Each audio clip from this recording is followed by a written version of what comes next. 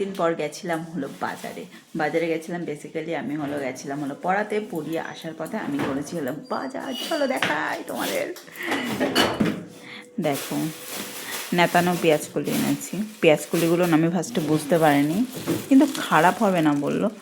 সবুজই তো আছে, কি জানি ভালো হলো কিনা। পেঁয়াজকলিটা আমি বুঝতে পারছি না যে ঠকে গেছে কিনা। এদিকে এনেছি বেগুন, এদিকে এনেছি কুমড়ো, এদিকে আরও এনেছি যাই হোক আলু এনেছি, আর হলুদ, আলু, কাঁচা হলুদ, পেঁয়াজ, আর এনেছি আর কি যেন এনেছি, আর মটরশুঁটি।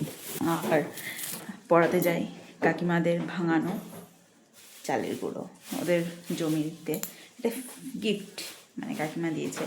কাকিমা বলছিল কাকিমারই দেওয়া নারকেল রয়েছে, তা দিয়ে আমাদের বানাতে দিয়েছে, তাই কাকিমা চালের গুঁড়োটাও দিয়ে দিল। তাই তো মা? চলো টাটা।